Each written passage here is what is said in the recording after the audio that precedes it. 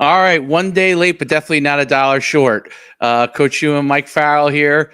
We're back for our weekly talk about college football as we're getting close to this college football season. Obviously, we talk a lot of high school football as well. We cover those guys.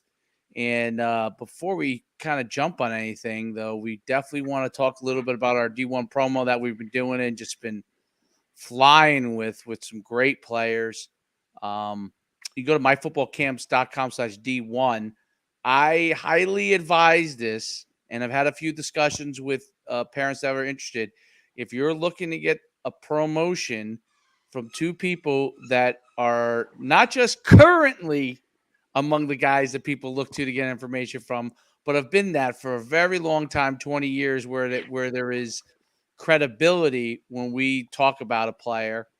Um, that's me and Mike, and so take advantage of that. Take a look at that. What do you think, Mike?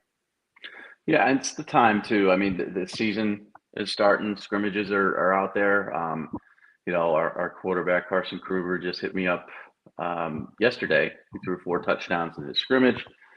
Sent me the film, and he's he's on the 6 month continual promotion deal, and I'm gonna break down that film and get it out there, and in a vacuum without this, he would have thrown 4 touchdowns. I don't know if anyone would have noticed or cared or whatever, but it's going to get publicity. And, it's the time of the year where you're going to have your first few games, whether you're in eighth grade or you're a 2023. You're going to want people to see it. And then on my site, we just did, Mark Rashonik just did the top 25 FCS to FBS transfers, led by Jared Verse from Albany, who's going to Florida State. That's at MikeFarrellSports.com. And man, Coach Glove, who's one of our affiliates, just tweeted out and he said, FCS is it's really kind of the new high school.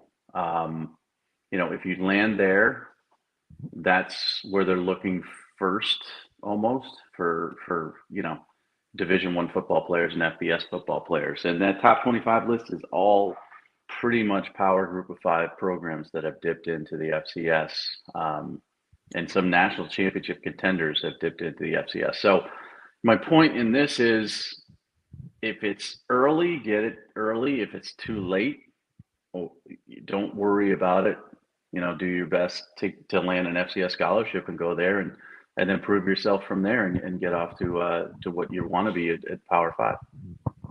Absolutely. And talking about Carson Cruver, he's picked up an offer now, and it is FCS offer. He's going to pick up some more. I mean, we get this stuff out. He's going to pick up more and more. And hopefully that translates even possibly a higher level. Guy falls through the cracks at FBS. There's an opportunity. Parker Meese, who we started doing for the videos on, he already had a bunch of offers as a linebacker. Now, forget it. I mean, he just from the time we did the video, he's picked up like another 3 or 4. So those promos are important. And I'll tell you, I saw somebody. I do this NUC New England last. It's basically a last kind of camp of the year thing, and it was amazing. There's a player that I think we may have discovered that's a basketball player, 6'4", 210-pound, gonna be. He's a 2024. His name is Trejon Williams. Watching it, Hill House High School. So you're Connecticut guys, Hill House, New Haven. Yep. Who's had their up and downs over time, and it's he ran a 4.6640. 4.6640. I was on the clock on him. I was like, oh my goodness. And then tight end. Is he gonna be a tight end? They play him in a lot of different areas, but he's a tight end. Yeah, he's tight end. Plays forward for Hill House basketball, which is always one of the top programs in the state. And but yeah, he was really, really good. And it's a guy that really, if that camp wasn't at Hill House, at Bowen Field, which is right where Hill House is, if it wasn't at Bowen Field, the next time people would be finding about him possibly would be December, January. So not and that's where these kind of things make a difference. And as long as everything is aligned and I talked to his coaches that he's doing a good job academically, those are the guys and when me and Mike see guys like that, there's an opportunity for those guys going forward. So, Well, it's funny. A couple of our guys have asked for profiles on certain recruiting sites, and how do I get stars and all this other stuff? And I told them, I said, it doesn't matter because you're in this program. People aren't going to randomly search, 3 stars from the state of Texas and find you. They don't believe in that. Coaches don't care about that. There are no, if you notice, and I blame you. I really do. There's no 2 stars anymore. And the reason I blame you is because you had a dude that you worked with formerly, who I won't mention, who went to all your camps, right? And made everybody a 3-star, even if they were kind of 2-star level. And then the industry reset and everybody started becoming a 3-star. So all of a sudden it was bad to be a 2-star. It was the worst thing ever. So this industry's gone from 3 to 5. When I started, it was 2 to 5. And that started probably around 2010. And here it is 12 years later. It's hard to find anybody who's going to rank anybody a 2-star. So what do coaches do with that? I've talked to coaches all the time. It just makes your rankings even more disregarded. They throw them aside. If the default of every kid is going to be a 3-star, and of course there are ranges of 3 and 4 and 5, what's the point? I'm not even going to look at it. So they care about the top rankings because they want their recruiting classes to be ranked number 1 or 2 or 3 or whatever, and they get contractual bonuses for that type of stuff. But they don't look anymore when it comes to the 2s and 3s because there's no separation. Back when there were 2s, they would look for the 3s because they knew there was a difference. Now they're all lumped in. So it's crazy how that's changed. And again, it wasn't you that did it. No, if I get it. I saw it in front of my eyes because, I covered your camps forever. And I was, religiously believing in the 2 to 5-star, level. And then when I stopped covering your camps and they had me start my own camps, well, they didn't. I did it myself. Because the competition out there was calling for it. We had somebody who went to your camps, and then all of a sudden, all those guys that I used to come back from trips to your camps, and I'd have them as 2s and 3s, they all became 3s. And then another company copied that, and another company copied that, and then the 2s went away. It's crazy. It's almost like dinosaur extinction. And I think it devalues rankings overall. And fans don't want their kids to be 2s. Tennessee fans don't want a 2-star in their class, but be careful what you wish for, because now you don't know if your 3 is any good. You're just being given that 3 because there are no 2s anymore. So the whole point of this is, I tell these kids, you don't need a profile. You don't need a 3-star ranking. Nobody pays attention to that anymore because it's been ruined. What you need is your information being put out by somebody who's actually going to have you on notifications, and that's us. And they're going to look at it, and they may hate it, they may love it, they may be in between about it, but they will look at it. And otherwise, you can email every recruiting site and service you want and ask them for a profile and a ranking. Doesn't matter. Doesn't matter. That's very interesting. I didn't realize that. So that basically what happens is you have a bazillion 3-stars, right? And there's no way to distinguish between any of them. No way to distinguish. And it was all because of one guy, logging thousands of airline miles going to NUC camps. And listen, you'll be the first to admit you've got players that are 2-stars at your camps. I mean, my goodness, you have players that are 0-stars that shouldn't have stars. Right. But this guy would come back and do a top 15 performers, and every one of them would be a 3 because he didn't want to put a 2 in there. And then all of a sudden, the entire industry changed. And I don't want to give him that much credit, but what I think is interesting about that too. I think a lot of it is when you are, and because you ran camps, when you're actually at the camps over and over again, and you're in a parent, and really, I think a lot has to do with this, right? You know, you're going to give him a certain amount of stars, right? They have offers or whatever, or they're going to be a guy to get offers, and then you come out with your top 15, let's say.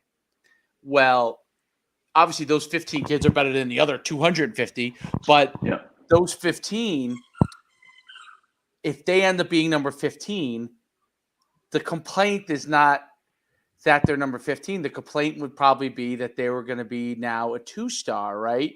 So that I'm just trying to, and not knowing how he was thinking about it, but because he was now appearing and interacting with people much more, like they knew you were going to do. So I told, and you're doing the rounds and you do a couple times in the same area. Now the parents are seeking you out, right? So I could see how that could be like, why is he 15? I'm a 2-star. I'm going to be a 2-star, and he's 13, and he's a 3-star, right? And then that's how you get it. That's how it happens. Well, and also there's got to be a justification for the expense, the travel. Right. You know, your camps are in cool places. You know, I mean, somebody might want to go to Dallas. Somebody might want to go to LA. Somebody might want to go up to the Pacific Northwest and check out a NUC camp back 12 years ago. You know, and to get that paid for by a company, you know, you're not going to come back and write an article that says, well, here's 15 2-stars. No one's going to read that. So you make them 15 3-stars, makes it a little bit more clickable and readable. It justifies your travel expense. It's all garbage. Like that's what it was. It was all. And listen, I've gone to many of your camps where a kid that I originally thought was a 2 turned into a 3. And the example of that is one of our affiliates is Leon McQuay, who's down in Tampa. So one of his sons was a 5-star. You know, and there was really no brainer about that. And then it was, what was it, Kyrie? Kyrie. Saw him multiple times. Saw him at your regional in the Southeast, and then saw him at your Ultimate 100. And for like 2 straight years saw him. And he wasn't picking up FBS offers, but he was good. And so he was a kid that after seeing him over and over and over again, he was a 3-star in my head. And that's kind of how it works as well. So, you know, continual exposure to the same kids can sometimes lead to that. But my whole point is, you know, I'll be dead, but in 15 years, there's going to be no 4. There's going to be no 3-stars. Some idiot will come up with a 6-star. That's happening, and I guarantee you that's going to happen in the next. We've already got a 5+, okay, which is dumb. We're going to have 6-stars. And then all of a sudden the 3s will go away and it'll be 6, 5, and 4. You know, it's the you know, the Madden ratings that, like, you know, they make such a big deal about it with the NFL. And when guys don't like their Madden ratings, like it's a big deal in the NFL. Like it's awesome. Love it. And I think a lot of it has to do with that. But at the high school, college level, like Madden is strict in keeping it 99. You know, like obviously you get 100, but like they have the. All of a sudden, you rate Quinn Ewers. I guess what would you call it? 100, right? And you rate Arch Manning a 100. Perfect prospect. Like that means that in the next 100 years, there's not going to be anybody better than them ever in 100 years. You know, it's like saying like Johnny Unitas was, and Johnny Unitas, Hall of Famer, great quarterback. That's like saying way back in the 1960s, look how good Johnny Unitas is. Johnny Unitas is the perfect quarterback prospect. And then all of a sudden, Dan Marino comes along 20 years later, and you're like, well, wait a minute. This is really the perfect prospect. And then going to be Tom Brady comes along 20 years later. That's where your 101 is going to come in. And the industry can't get rid of star rankings. They're far too established. They've been around since the magazines, since before the online sites. Right. You can't get rid of them, you know, because they're what you consume, you know. So within a star ranking, you can have a rating system, as some companies do. You can have a 1, you know, to 100 scale, but you'll always have the stars. So what do you do? Like, okay, yeah, Arch Manning is 100. So the next great quarterback has got to be what, a 101? I mean, or let's say Trevor Lawrence in 2019 or 2018 was a 100, perfect score. How do you compare that? How do you now compare 100 to 100? The only player I've ever seen ever in my entire career of 24 plus years that was an unbelievable rarity, that might have deemed 100 was Jadeveon Clowney. That's Agreed. it. That's the one that Just comes to my mind. just beyond rare in every sense of everything you can picture and see at his particular position. That doesn't mean he was the greatest defensive end to ever live. I mean, he lived up to it. He was a number one pick overall. He was injured and he didn't have a Hall of Fame career. But by the time he's done, he could be a Hall of Famer. But at the high school level, he was just that rare. But, then Myles Garrett comes along, 8 years later or whatever, not in 8 years. It was probably like 5, 6 years later, about 4 years later. And then what do you do with him? Like, we had him as the very similar prospect, right? Yeah. And we had him as the number 2 player in the country because, Deshaun Hand was in that class and there were some other just behind the scenes stuff, but Deshaun was great. And Myles Garrett was great. And we had big arguments going back and forth. Who was better, this, that, and the other. But, Myles Garrett in hindsight is like a Jadeveon Clowney. So you have that 100. What do you do with the next 100? So, my thing is ratings are always for fans. I think they're invaluable and fun. They're not serious. And I've always said this to parents and players and coaches and those who take them really seriously. And I've talked to college coaches numerous times about ratings and rankings, and they get it. They understand. It's for the fans. It's for that guy who lives and breathes, who paints himself black and red and wears the spiked shoulder pads, and is the biggest Georgia fan known to man, who wants to know how his recruiting class stacks up to Florida's. That's who it's for. It's for nobody else. And trust me, coaches they're not taking it seriously. It goes all the way back to among my favorite prospects of all time, and like seen a lot of things on, read books on Marcus Dupree when he was getting recruited, and the book that came out about him. Eric Dickerson before that. Actually, I guess Eric Dickerson and Craig James, because they were kind of both, when they both went to SMU. Pony Express, yeah. It was like a shocker. And they got the 2 best running backs, arguably in the country, and definitely in the state of Texas. Both went to 1 and 2 went to SMU, which was like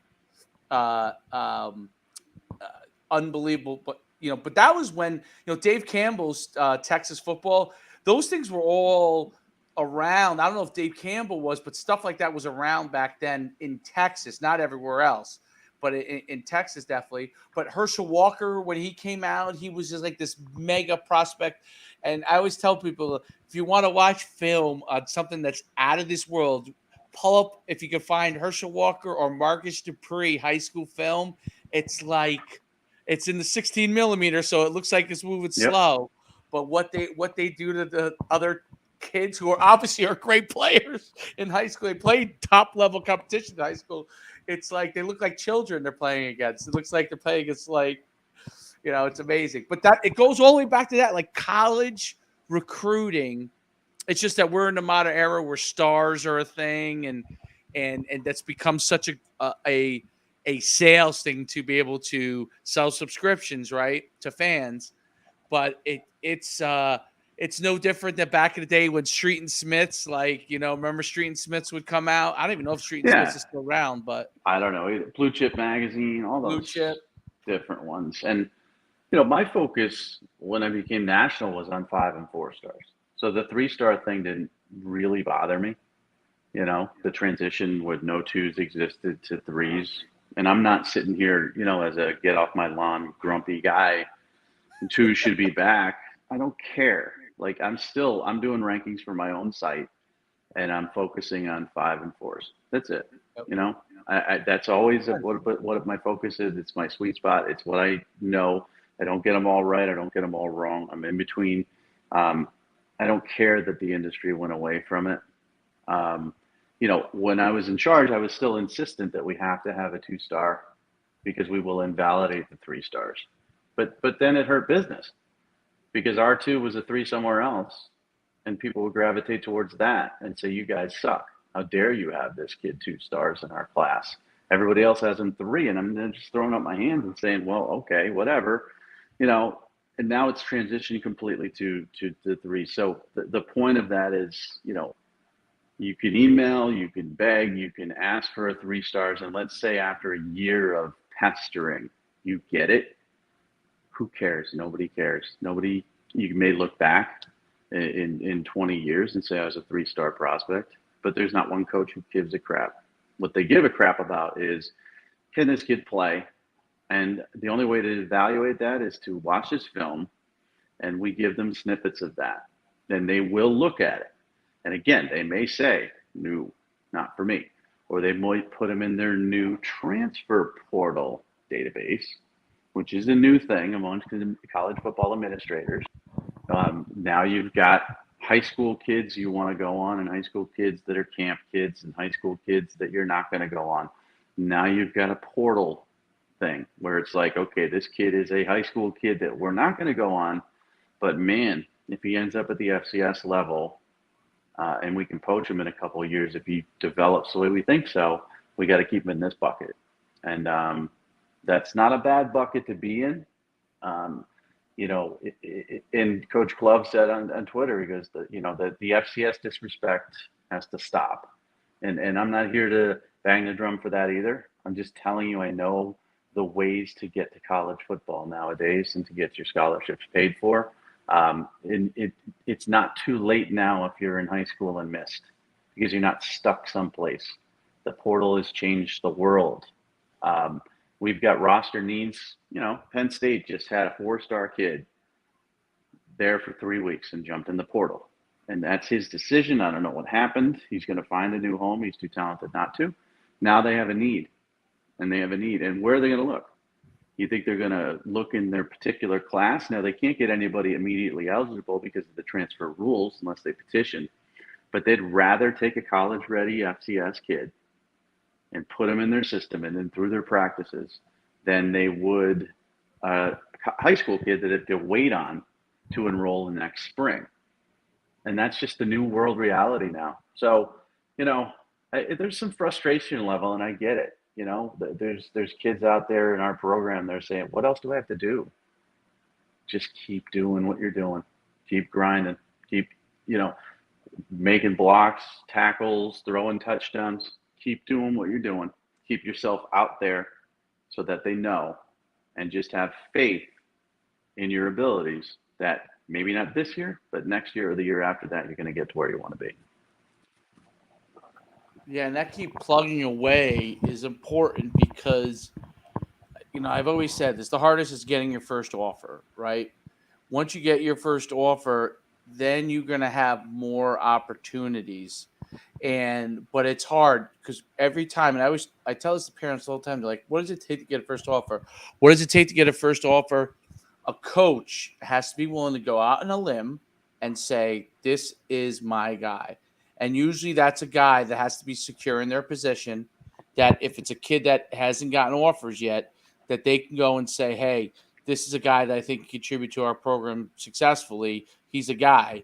And it usually has to be someone that can go out on a limb. And usually, in most of those cases, it's going to be an experienced coach, right? A coach who's been around. It's very hard for a guy who's first year as a full-time guy, who they will put out everywhere to recruit because he's usually younger, but he's going to be a little slower to put the first offer out because he's got to go back to the head coach and say, hey, this guy, I like this guy.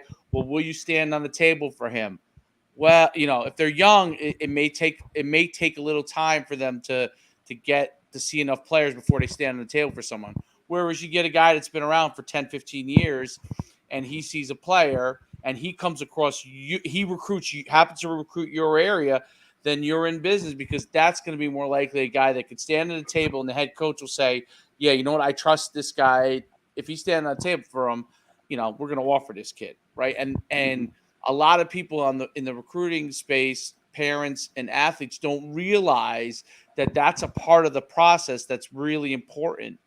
And that's where the exposure comes in, because you eventually want not just a guy who's first year. I'm not talking about grad assistant. I'm saying a first year paid guy who's starting to really, they're putting him out there as a coach. You also want that guy who's a little bit slower in that process, who's going to take his time in evaluating it, because when he says yes, it's going to be a yes. And that may take a few, and when I say videos, but like 3 or 4 months, 5 or 6 months, maybe 8, 10 months of him seeing a couple things on you over and over again, him meeting with you. It stays out there. Now he's aware of you. And now he says, you know what? I've seen him. I met with him. I've seen a lot of stuff on this kid online. I've seen some third-party guys that really I trust say some things about him that I think are pretty positive, in line with what I see. And now we'll pull the trigger. And that's just kind of how it works. It's look, the slam dunks are the slam dunks, right? We all know who the slam dunks are. Those are offered immediately.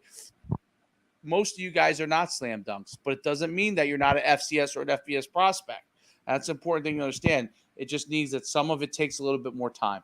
Well, and getting on it early too. So I was in an NIL discussion with a company this week, and companies love to pick my brain as to who would be a good younger kid to invest in bringing into their NIL folder, whether it's as an agent or a marketing advisor or whatever.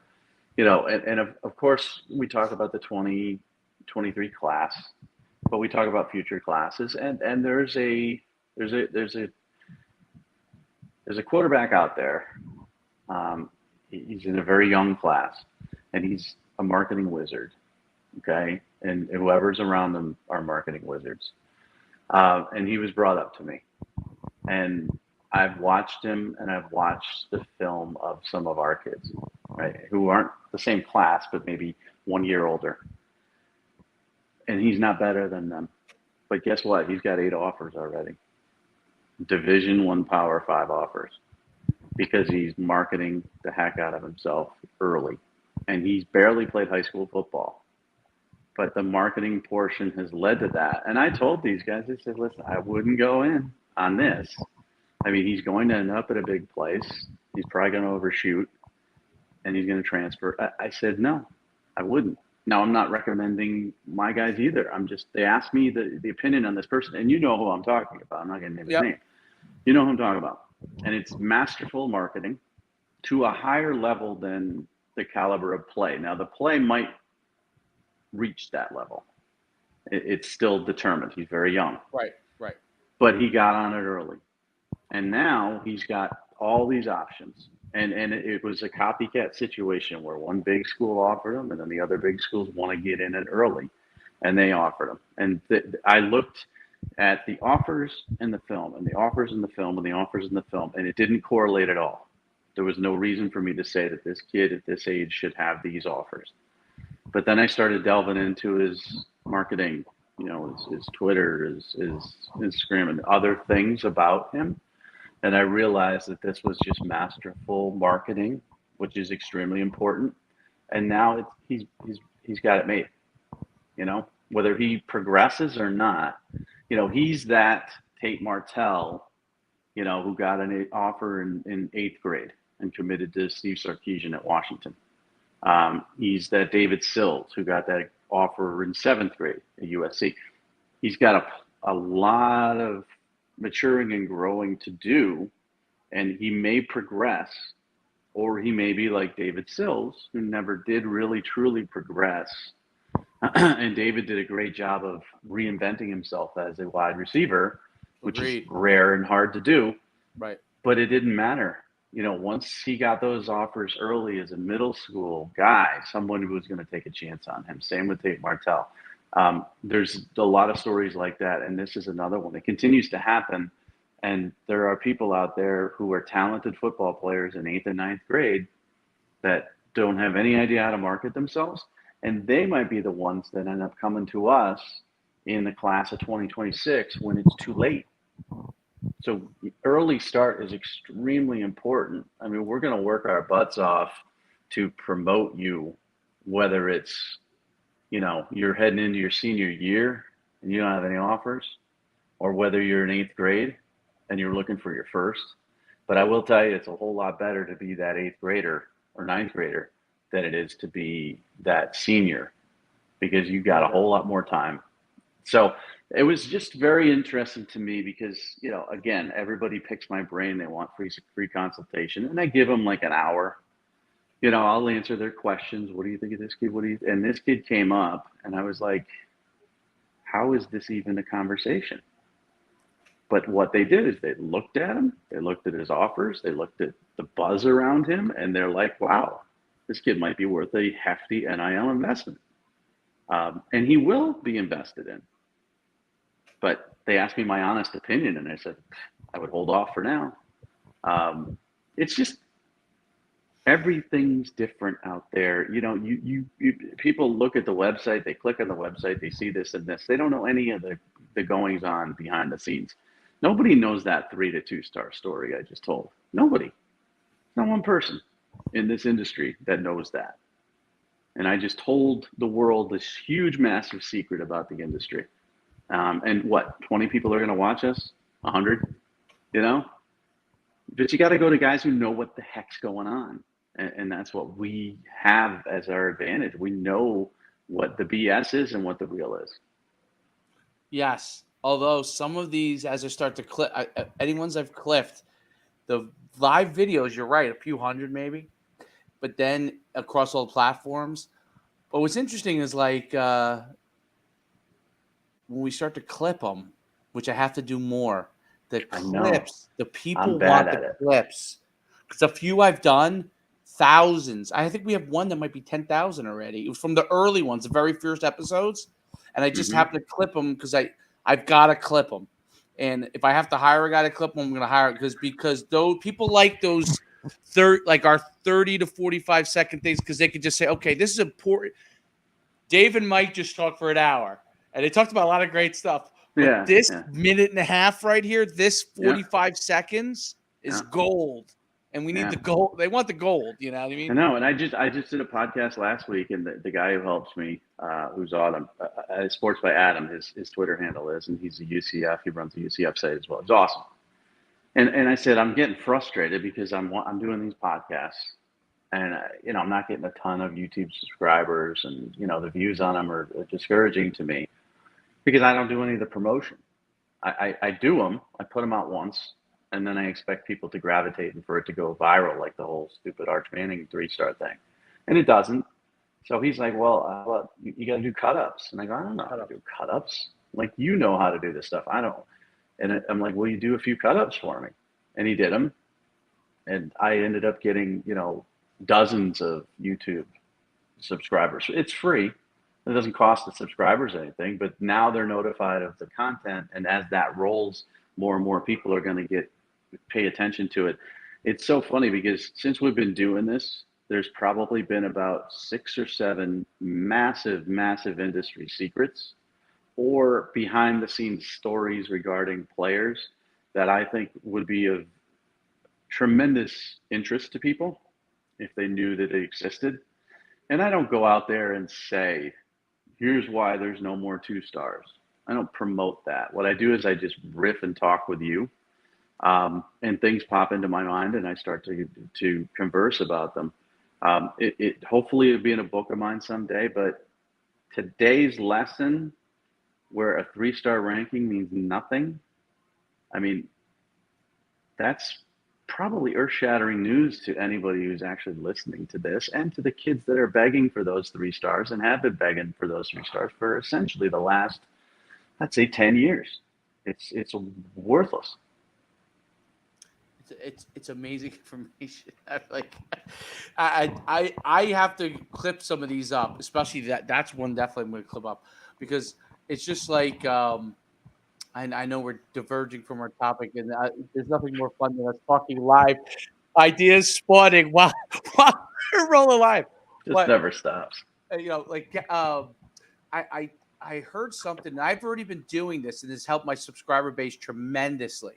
Okay. I used to get a couple hundred new subscribers a month. Nothing, like I have like 20, I think I have 28,000 or something like that subscribers, but I would get like a couple hundred a month. Well, what I started doing was just like doing a ton of shorts, the shorts that you had, one that went viral, I think, right? So Yeah, absolutely I'm viral. doing a ton of shorts. So basically, a Yep. lot of my TikToks, but some other ones too. And I want to take more of the shorts of the stuff we're doing. The shorts have, a lot of them have gone what I would call mini viral, 10,000, 20,000. Not so many that like, like you had the big one hit. But if you get to 10 to 20 to 30 to 40, like every few videos are doing that, you're picking up. So now my subscribers are up to 900 a month. And if I could keep doing it and keep up with the pace and start adding in like the clips with our stuff more, like that may go to 1,000. I think that's how it's happened. I saw Gary Vee do a whole thing on this. My TikTok went the same way. I applied that approach to TikTok and it worked, but TikTok gave me I got so many viral videos early on that I was Yeah. so encouraged. You know what I'm saying? Yep. Like I Yep. hit I must have had in the first 2 months of me doing it at least 10 viral videos. So my brain is going, whoa, I got to do more of these, And guess what they did to you? They changed the algorithm. they changed it on me because I was crushing it. I also had a couple of I also caught a couple of, what do they call it when you get a strike or whatever? Oh, I've yeah, got I a got couple those. strikes, so that stops Yeah. you get shadow banned for a little Yep. while. Yeah. Oh, So yeah. I've been I'm shadow right banned on now Insta and TikTok. Yeah. yeah, I just got out of my shadow ban. So even though I had a couple go mini viral through the shadow ban, I was like, geez, those videos. I had a couple that went to 100, and while I was during my shadow ban, I'm like, that video would have went to 1 million before. But Mm-hmm. but yeah, so because you know what you can't do on TikTok, and I've made this mistake a couple times. Sometimes I see these videos where like a guy lights somebody up, and I want to Yep. comment on it. Or Yeah. those get you a Well, strike. so here's the thing. Sometimes they will and sometimes they won't. It's very Yes. random. So, I have friends of mine who send me TikTok videos of the most violent hits you're ever going to see in your life. And they're still up, because the guy's not got a huge following.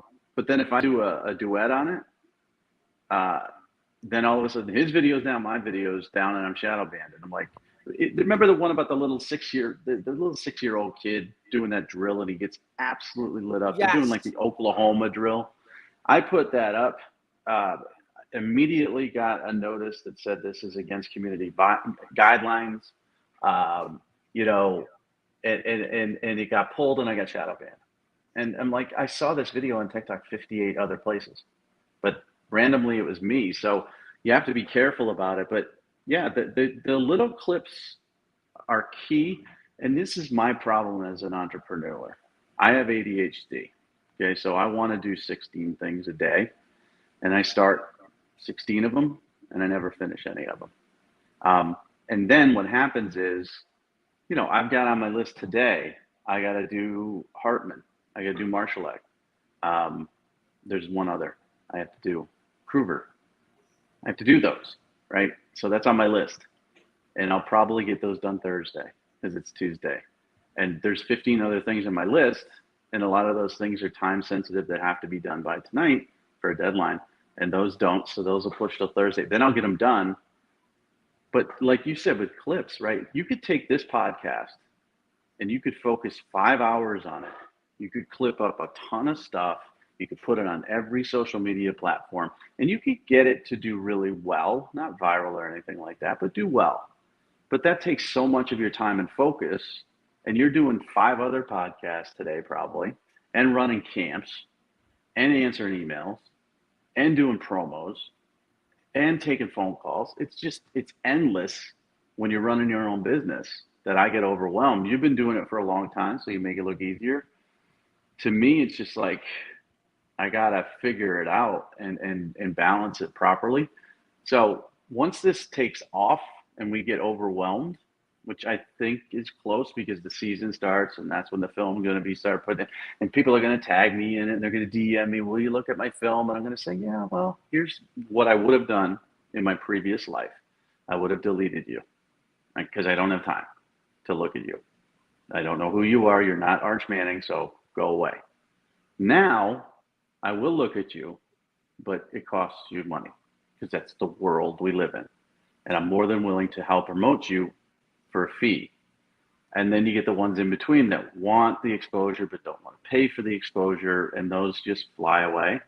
But the ones that want to pay for the exposure, honest to God, they text me. I got a text, I don't know what time it was, from Cruver about his 4 TD scrimmage.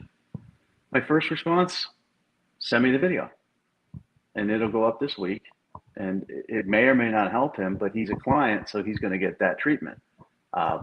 And that's kind of how I look at it. It's just life is a business, and this is part of it. If you want exposure, you're not going to get it for free. And you can email these guys all you want, because I was one of them for 24 years, and I deleted every email that came through because I didn't have time, and it wasn't what I was told to do or focus on, because that's not what subscribers care about. And now I care about it because it's part of my business. I could tell you this is the most interesting thing about what you just said there. The world, you have to think about it like this. If Division I coaches are getting, and head coaches are getting millions, assistants are getting hundreds of thousands, okay? Analysts like us, we're on the other side of it that will help you in the truth is, a much more inexpensive way than what you would have to do to get the attention of one of those big time guys.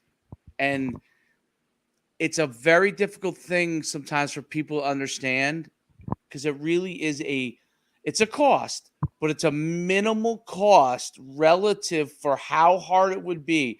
I had this question from a guy. You'll like this. Guy sends me a video of a kid. And he says, I need to get this kid exposure. And I said, well, I think, me and Mike do this thing. It would be probably the best thing for him. He looks like he's a pretty good player.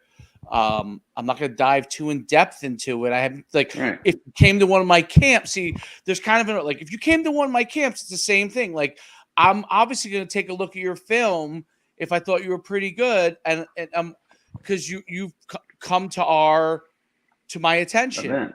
Yeah. Right. So same thing. You're a customer. I'm going to look at it.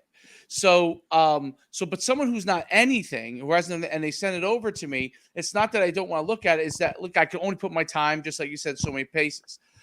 So I said, hey, look, take a look. He goes, well, I spent my money with XYZ organization, it is, that I, to help him. I guess he's like a third party guy, to help him with them. I said, that's not going to get you recruiting exposure, just so you know. I said, I'm not saying you don't, I don't know whether this kid's a D3 player or Division I. I'm just saying, I'm not saying that may not help on a D3 level, but if you're talking for recruiting exposure, that is not going to get you recruiting exposure. So he's like, well, that was his justification for not doing our program. I just said that what you're doing is not recruiting exposure. I'm not saying you have to do what we're doing. I'm just saying, if you want people who people value, trust, and have experience to talk about your recruit in whatever way there is, and really that's for us to look at it in depth, that's what's going to have to happen. And I'm not saying he's not a good, I don't know any of that stuff, but he's not, he hasn't come to one of my events. He hasn't been, so I don't know anything about him. Right. And I have no qualms telling people that they have to pay. I have no qualms. That's like the world. This NIL company that I spoke to, I gave him an hour, consultation call. And it's funny because I have a lawyer. I might have told this story before, but the lawyer, I hired a lawyer when I went independent, and the lawyer wanted a retainer fee, and then he wanted like $400 for an hour-long consultation or whatever, and I paid that because he's a lawyer, right? He went to law school. It's his job. He's an expert in this area where I'm not. And then he hits me up like three months later, and he says, "Oh yeah, my nephew's at Notre Dame, and he's a player at Notre Dame, and he's looking to learn about NIL and how to market himself. Can we talk?" And my response was, "Yeah, here's my retainer fee and here's my consultation hourly. I mean, it's no different than being a lawyer. We have a fee for our expertise, and people don't like it, and that's okay. Don't pay for it. I'm not begging you to, but when they send me film and said, "Oh, I got to get this guy on your radar," I guess what? The only way to get him on your radar is to sign up for the promotion fee, because guess who's on my radar? Malachi Nelson's on my radar. He's the number one player in the country. He visited Texas A&M. I have to chart that and see what's going to happen there. Okay, that's time and energy I have to put in, because that is what people want to read about, what they want to consume, what will sell ads, what will sell subscriptions if I ever go that way. That's what can make me money. Getting this kid on my radar isn't going to help. It may help him. And listen, I'm all about helping people, but there's a cost to it. So my feeling is when people do sign up for the promo, I give them everything I got. Right. I mean, Right. I just sent an email to the mom of one of the kids we did a one-time promo on, and I just asked out of the blue, because I was curious, how's he doing? And she responded to me, and she said he's doing great. He's starting, they're having their first scrimmage, and they got a preseason game or something like this. He's going to have a big year. And this was a kid who camped at Texas, Stanford, USC, but he's probably on that group of 5 level talent. And she said, I signed up for another service, but I'm not very happy with them.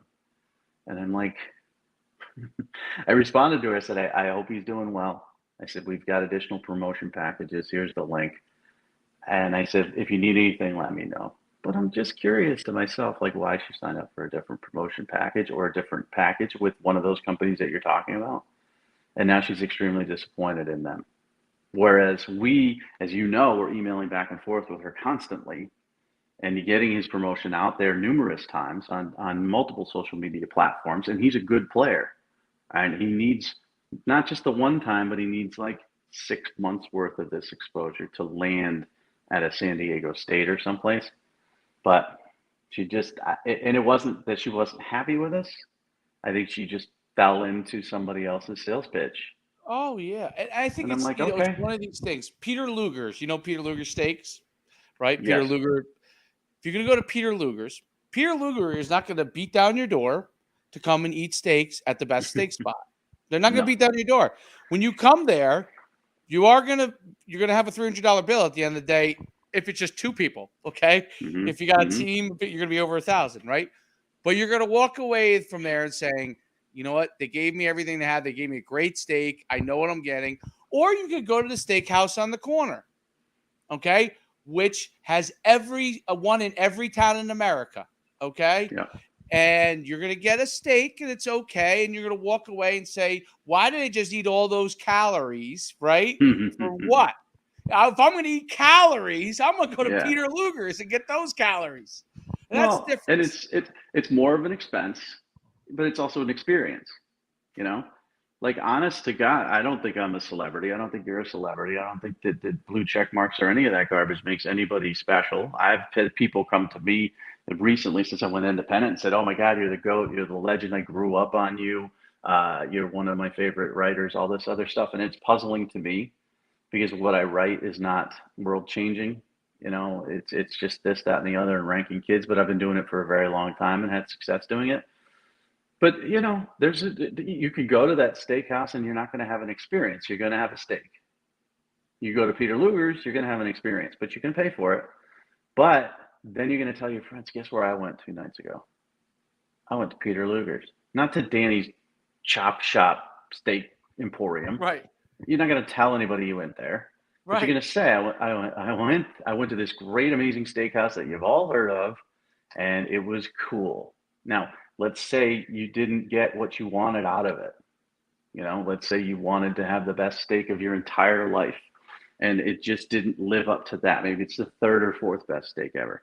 It's still an experience, and it's still something you can talk about, and something you could be proud to talk about too. So that's kind of where I'm at with this, is like, we're going to give it our all once you become a client, and we're going to work with you if you become an affiliate, and you're going to have an experience. And listen, if you end up FCS and that's as high as you go, and you get your college paid for, and 15 years from now you're an account executive at Google and not a football player.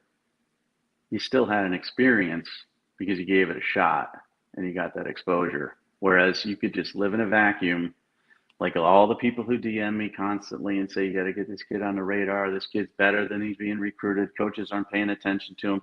And I'll respond to them and say, we have this promotion package. And they just will either not respond or say, that's too expensive, or I'm not going to do that. Okay, then stay in the vacuum, because I can't spend time on that. I've got bills to pay, I mean, I live in a new place, and guess what they want every month? You have an experience. You They have want rent. experience. They want rent You have too. knowledge and experience that no one else can duplicate, right? It's like, listen, if I could have an hour with Warren Buffett, okay, I couldn't afford an hour with Warren Buffett, but if I could have an hour with Warren Buffett, it would be worth it.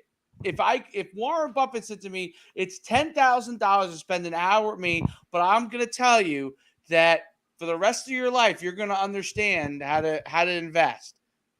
I would get the $10,000 because it's just worth it, because I know that this is going to make a difference. And these are the things. Look, in everybody's field of play, whatever their experience is, and we go to recruiting. You say, why do people go play for Nick Saban?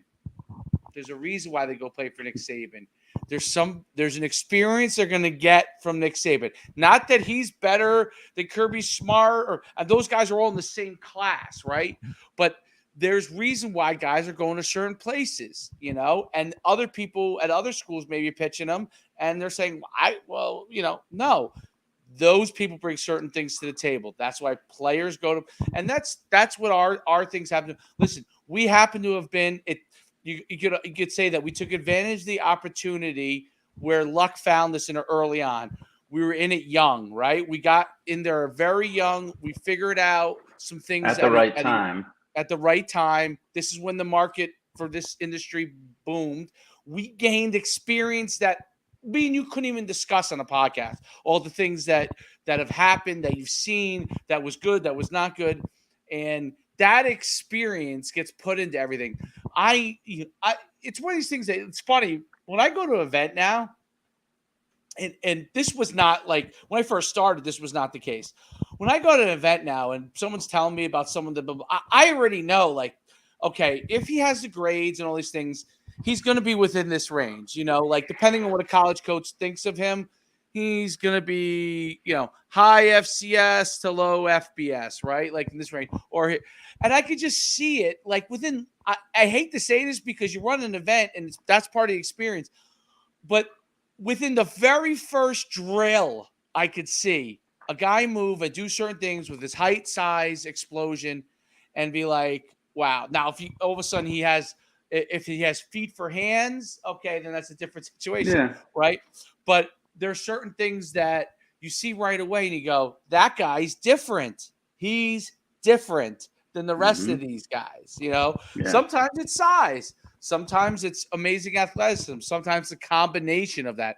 Sometimes he blasts a 4.40, I mean, and those things you're like, that's different. And what people have to understand is that experience, that understanding of someone being able to a very short span. Like, I hate to say this, but like in 3 clips on a film, I'm like, let me see what his height and size is again. Because I see certain things here, right? You probably see it, immediately. Well, first of all, they all put their best clips up front, so I mean, you get the best. Nobody, only a dummy puts their best clips at the end of a highlight film, right? So the first 3 clips or 4 clips, you can tell something, and then you pause and you go back and look, and they say, okay, how big is this kid, and what grade is he in? And then you go back and you watch those 4 again, and you get into plays 5 through 8, stuff like that. But yeah, you could tell within the first few plays I could tell within the first few plays whether I'm looking at a Division III player, and I wasn't sure. You remember the first one we worked on together?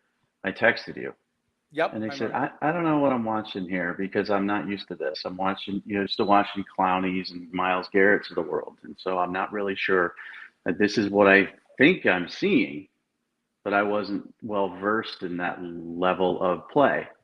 And you're like, yep, that's exactly right. And I'm like, okay, it took me one guy, and now I got it balanced. Now I exactly know what D3 versus, FCS versus, group of five versus power five.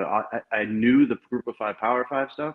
Now I know the FCS stuff. Now I know the Division 2, Division 3 stuff. And it's instant. And it just comes with experience and sitting down and watching tons of film. And did I ever tell you about the DVD throwing incident at your camp? No.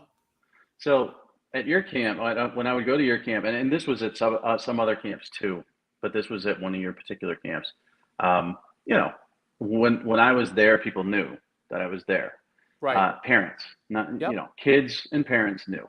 So I would always try to like slowly exit as best I could, but I had to do interviews with the kids after and stuff like that. So at your camps it was great because when they weren't playing, we could pull them aside and do our interviews with them.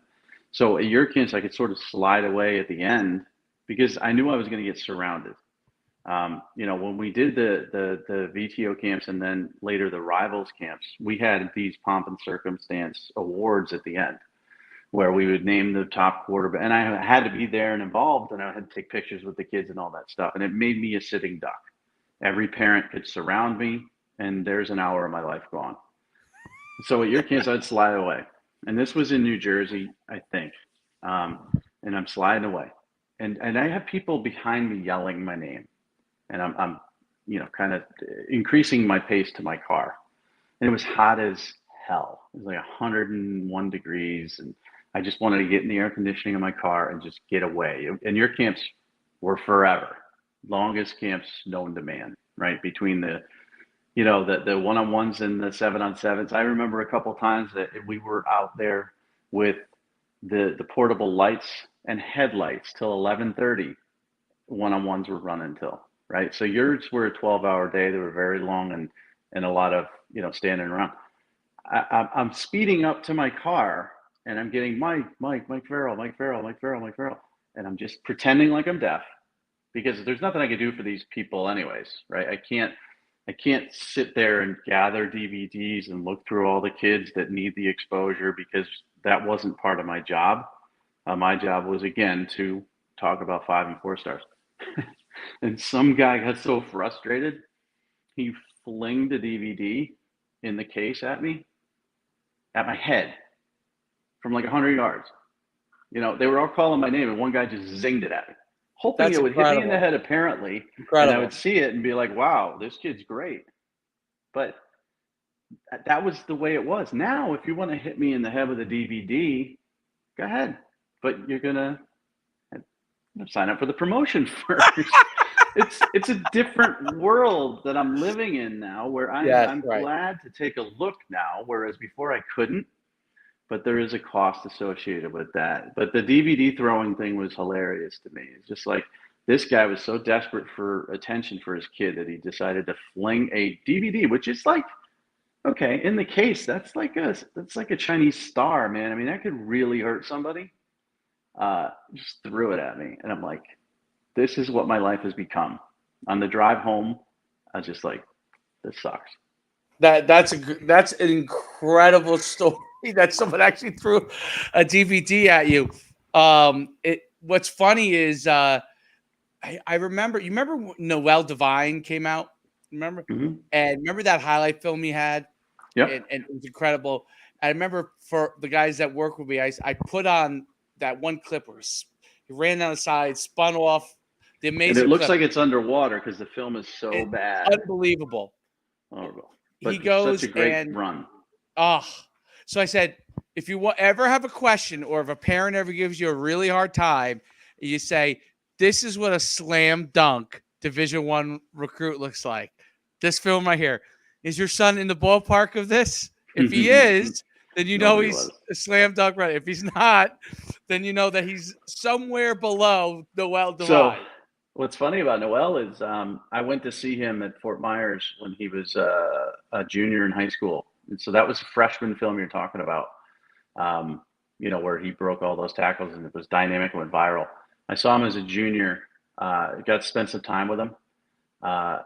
He's a Facebook friend of mine from way back then. He just had a baby when I saw him. Like he had his daughter. He was in high school and he had a daughter. Desiree, her name was, infant child. And I think I saw her, like she came, somebody brought her to him after practice. She's going to, I believe, Wofford to run track. She's 18 years old now, dude. That's incredible. 18 years old. I remember his stuff like it was yesterday. And he runs a training facility. In fact, I have to reach out to him because I still got his phone number. And he could be part of the affiliate program, but he runs football stuff now. And okay, he was just recently at West Virginia. I believe they retired his number. But his daughter Desiree, who was a baby newborn when I went down there, is now 18, taller than him, it looks like, and a track star to be at either Wofford or Townsend or something like that. And I'm like, Jesus, I am so freaking old. Like, this dude has a daughter going off to college, and I remember it was like yesterday. Yeah. That really is incredible. It's cool, but it sucks, Yeah. But he was a kid that was sort of, he didn't have all the offers he wanted because he had academic issues, and some people thought they shouldn't go on him. Like, he was like, there were reasons he went to West Virginia because his dream was Miami, and he's turned himself into just a tremendous mentor and adult, and that's the kind of thing that makes me happy and proud. Like, here's a kid I knew. He was viral. And he was super shy. I remember he loved Skittles. His coach told me that was the way to his heart. So when I went down to interview him, we were going to do an interview breaking down that exact film that you're talking about, and we were going to do it live. And I was going to say, what were you thinking here? What happened here? And we did it. But I brought him like a 1 pound bag of Skittles, and that was his nickname before, maybe right around the same time Marshawn Lynch's nickname was the same thing. And I brought him Skittles, and he, 16-year-old kid in high school, beamed. He was smiled so much, and he didn't like talking to people. And he just opened up immediately from a bag of candy.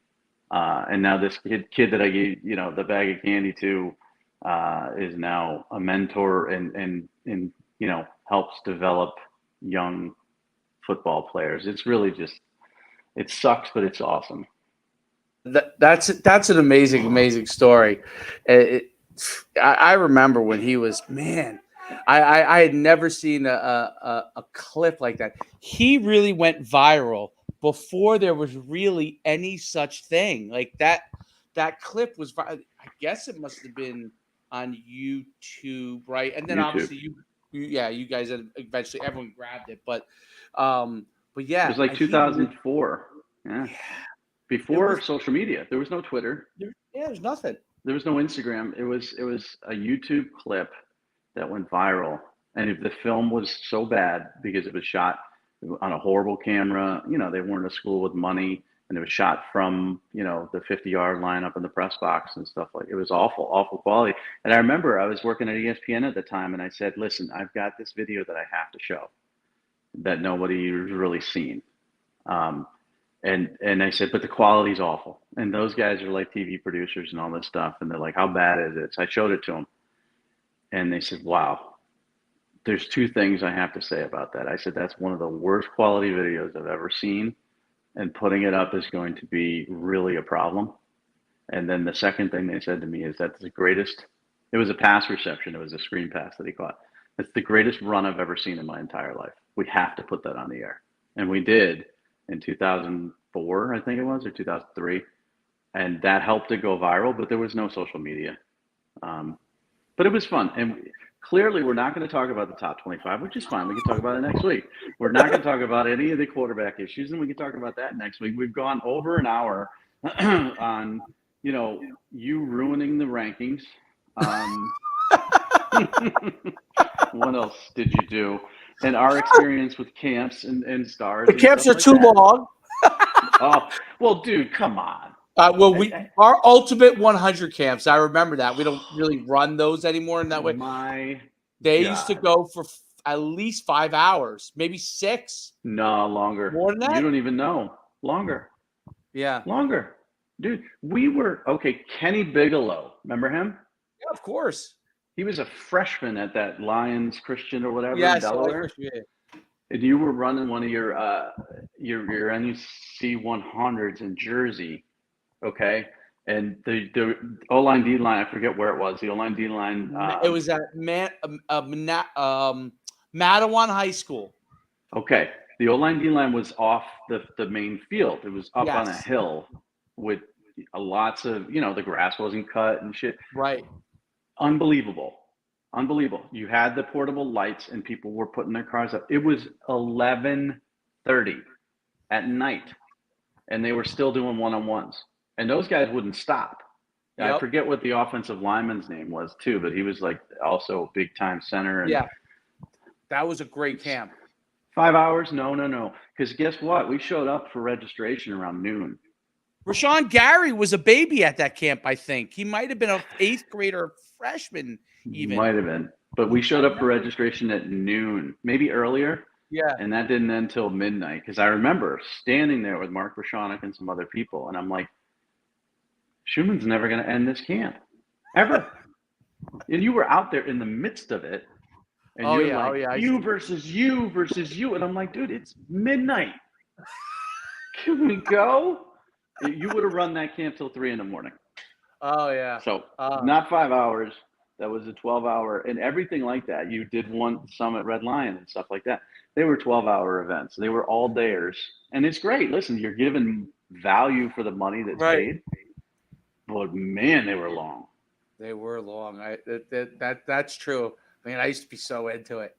Well, that's when you had energy. Like I had energy. Yeah, then too. I was so young. Now we're like 12-hour camp. What are you kidding? Like I don't think I can make 5 it days. Yeah. Oh, yeah. 12 hours over 5 days. That's what it'd have to be. You were legitimately like almost taking one-on-ones yourself at 11:30, and I was just worn out. And I'm like, I don't know how he's doing this. I told people this, and no one ever, like, they can't fathom it when I explain this.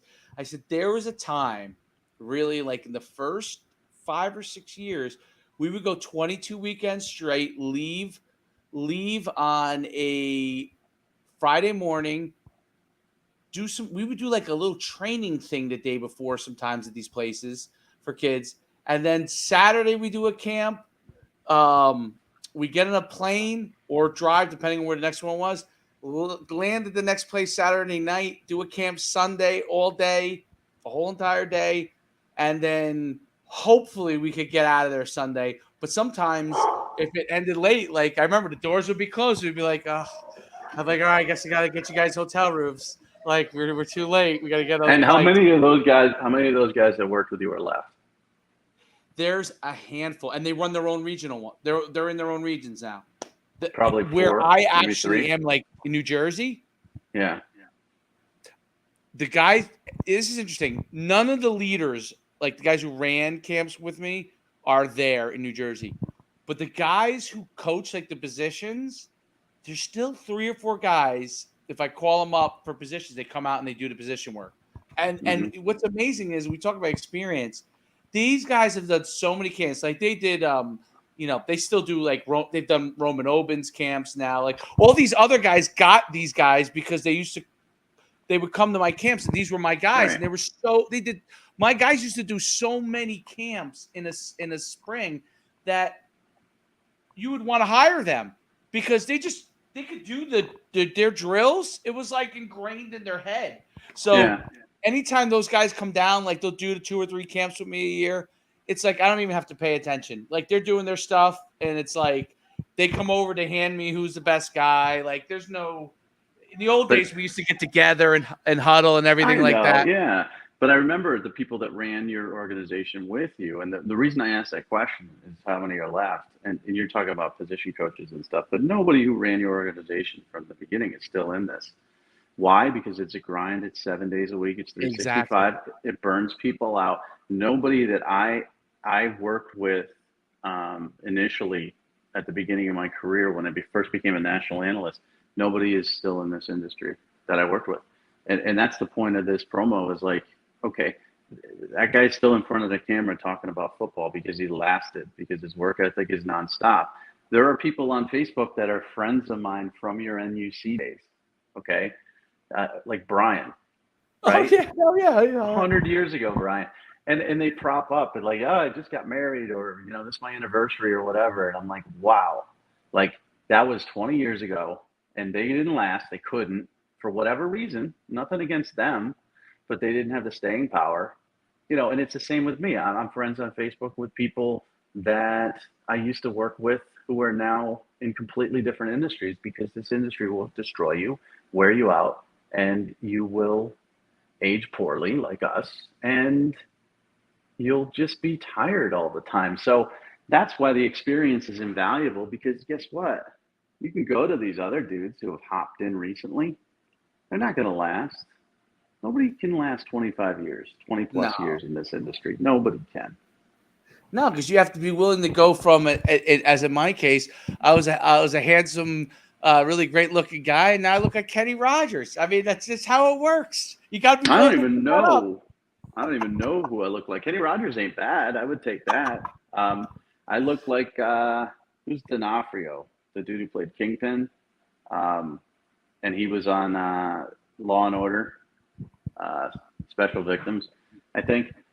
You know, Mark D'Onofrio. He was the guy in Full Metal Jacket who went crazy. Oh God, gosh, yeah, of course I know he is. Yeah. Yeah, but he didn't age well either, because I don't know why, but it's just the way it is. But this stuff here you see on us, this is, yeah, it's gray, but this is earned, and it means that we spent 12 hours at a camp, or we know what this industry was 25 years ago and what's changing, and we know what's coming next too. I just told everybody the 6 stars coming. It's coming. I can tell you right now. And I know what other things are coming. And a lot of them are ridiculous, and they aren't going to help kids get scholarships at all. They're actually going to hurt them. But at least we can help them.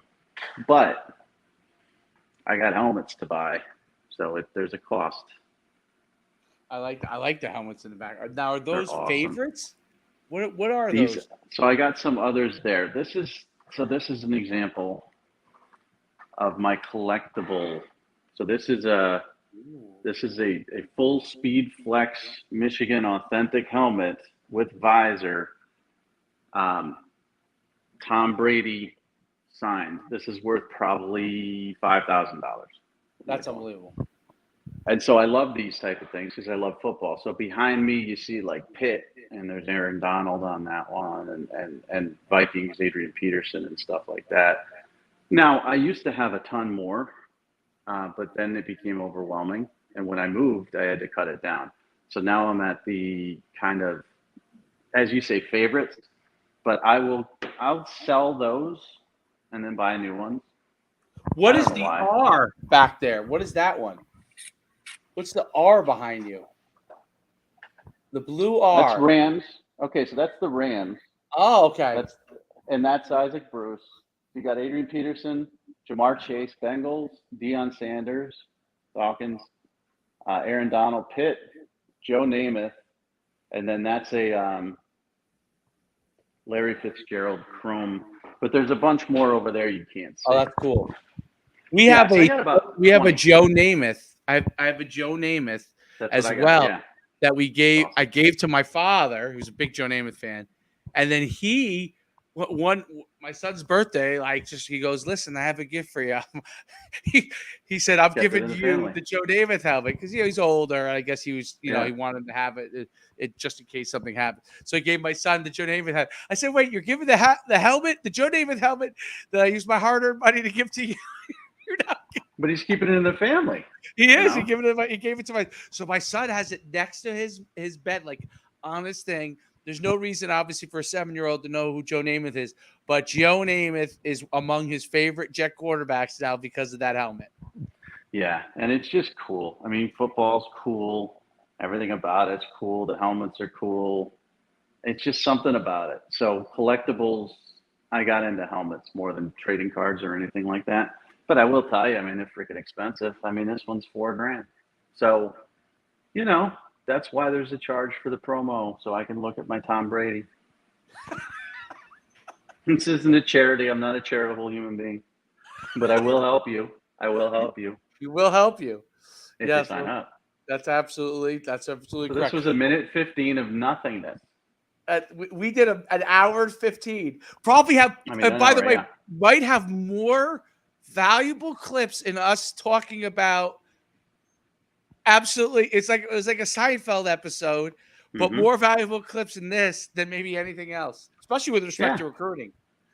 Especially with so cut them up. I mean, because I don't know how to do it. Cut them up. Send them to me as you see fit. I'll pop them out there. Send me the audio video as we always do. Go to myfootballcamps.com/D1. Sign up for the promotion if you're interested in the affiliate program. If you mentor young kids, whether you're Noel, Devine, or somebody else, DM us. We have a referral system, and it's going to help not just us, but everybody. It just does. There's no downside to it whatsoever. There's been one person that signed up for this that said, wow, this has been a disappointment. No, it's just not going to happen because I won't let it happen and you won't let it happen. We do not disappoint people. That's it. That's exactly right. And listen, we have, like, you talked about McQuay earlier. His foundation is a part of us. He signed. We have QBU that's with us now, and we could announce them because they are with us. Youth One is signed up. That's Joey, right? Joe Boyster. Yes. See, I love this too because these are kids that I covered in high school. And Joe Boyster couldn't play college football because he had a medical diagnosis that was unknown, and he was a great quarterback. And it just running across him on Facebook that he's running QB camps now. I just hit him up and I said, hey, what's up? He's like, oh my God, what's up, man? I've been following your stuff. And I haven't talked to him in 15 years. But it's just like we picked up talking when he was like a 17-year-old kid. And now he's interested and he's an affiliate of ours. And now I get to work with Joe Boyster as an adult, which is really cool for me. And he gets to work with the future Joe Boysters, the younger kids. And it's just, all of it's really kind of just cool. It really is cool. Well, we'll wrap it up because we could talk all day. I got to go back to vacationing, which is sitting on a beach or eating sandwiches for a few days. Even though you're probably like me, I'm an anxious vacationer. I drive everybody nuts because I'm doing something the whole time that we're on vacation. I drive everybody crazy. I drive everyone nuts. Well, you can't. I mean, listen, somebody texts you, you got to answer the text. Yep. I'm sorry. It's business. It's 24 hours. No one's going to pay you but you, and you're an entrepreneur. So vacation's great, but it's a working vacation. That's exactly right.